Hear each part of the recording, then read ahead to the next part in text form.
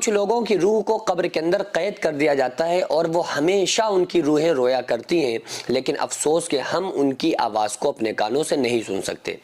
اس کی وجہ یہ ہے کہ اللہ تبارک و تعالیٰ نے عالم برزخ کو ہماری نظروں سے پوشیدہ فرما دیا ہے، اور ہم قبر پہ جا کر بھی قبر کے اندر کے حالات کو نہیں سمجھ سکتے اور ان کی پکار کو نہیں سن سکتے۔ لیکن ہمارے آقا صلی اللہ تعالیٰ علیہ وآلہ وسلم نے ہر ایک بات ہم کو بتلا دی ہے کہ کون سی روحیں ایسی ہیں جو قبر کے اندر قید کر دی جاتی ہیں، کون سی روحیں ایسی ہیں جو آزاد کر دی جاتی ہیں، کون سی روحیں، کون لوگ وہ ہیں، کون سی عورتیں مرد وہ ہیں کہ جن کی روح کو پرندوں کی پوٹوں میں رکھ دیا جاتا ہے،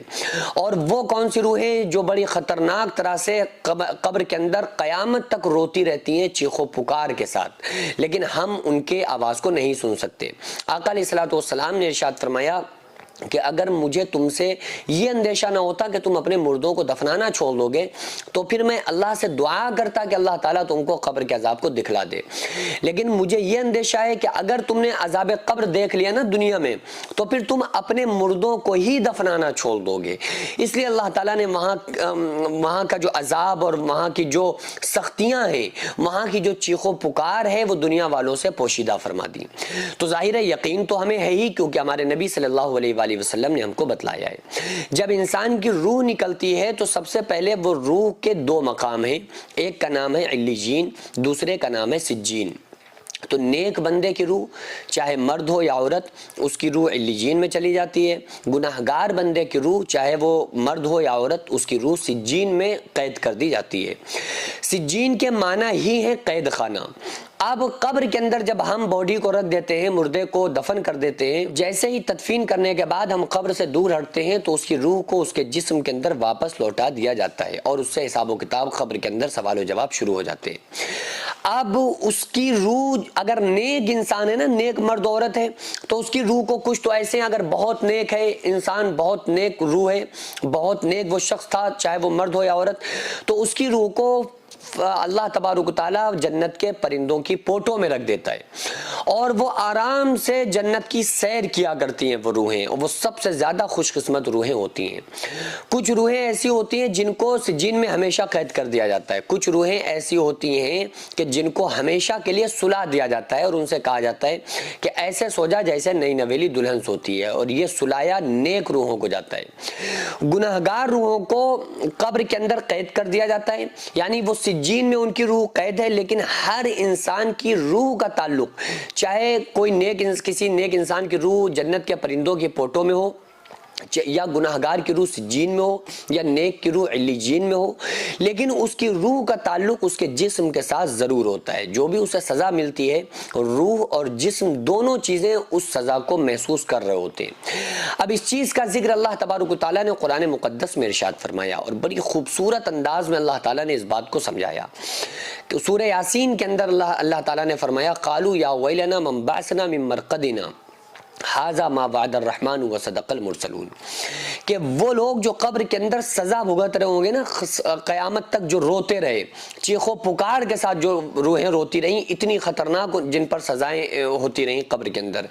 لیکن جب وہ قیامت کے دن کی سختی کو دیکھیں گے اور قیامت کے دن جو سور پھونکا جائے گا اس کی آواز کو جب سنیں گے نا، تو وہ یہ کہیں گے کہ ہمیں ہماری خوابگاہوں سے کس نے جگا دیا، یعنی وہ یہ کہیں گے کہ ہم بہترین نیند سو رہے تھے، ہمیں کس نے اٹھا دیا۔ اللہ اکبر، یعنی کہ وہ جو خطرناک سزا بھگت رہے تھے نا قبر میں، تو قیامت کے دن کا زلزلہ اور خوفناک حادثہ اس کو دیکھ کر اور سور کی آواز کو سن کر، جس کو اللہ تعالیٰ نے ارشاد فرمایا اور یوں بیان فرمایا کہ یا ایھا الناس اتقوا ربکم، اے لوگوں اپنے رب سے ڈرو، ان زلزلۃ الساعۃ شیء عظیم، قیامت کا زلزلہ بڑا خوفناک ہے، یوم ترونھا تذہل کل مرضعۃ عما ارضعت، کہ جس دن تم دیکھو گے ہر ماں اپنے دودھ پیتے بچے کو بھول جائے گی، اور ہر حمل والی عورت اپنے حمل کو گرا دے گی، वतरन्नास सुकारा वमा हुम बिसुकारा, तुम लोगों को नशे की हालत में देखोगे, वमा हुम बिसुकारा, हालांकि वो नशे में नहीं होंगे, लेकिन नशे में क्यों लग रहे हैं? क्योंकि वलाकिन अज़ाब अल्लाह शदीद, अल्लाह का अज़ाब है ही बड़ा सख्त। तो वो जब क़यामत के दिन सूर की आवाज़ सुनेंगे ना, तो वो लोग जो कब्र के अंदर सज़ा भुगत रहे होंगे, वो लोग कहेंगे कि हम बेहतरीन नींद कब्र के अंदर सो रहे थे,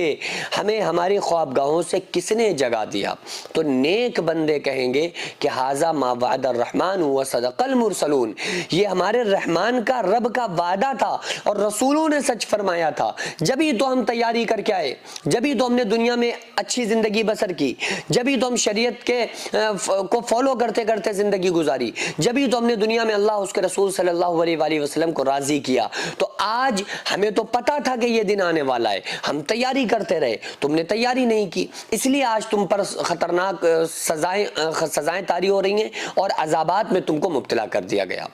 तो बहरहाल जो नेक बंदा है उसके लिए कब्र में आसानी है कि उसकी रूह पर कोई पाबंदी नहीं होती है, वो ऐश से बेहतरीन जगह होती है, या वो सो रही होती हैं, या परिंदों की पोटों में होती हैं, या उन्हें कुछ पता ही नहीं चलता है, क़यामत के दिन तक वो आराम से कब्र के अंदर सोती रहेंगी। गुनहगार बंदे की रूह को कब्र के अंदर कैद कर दिया जाता है, वो उस सज़ा को कब्र के अंदर महसूस करते रहते हैं, चाहे उसकी रूह सिज्जीन में हो या उसकी रूह कहीं पर भी हो, लेकिन उसकी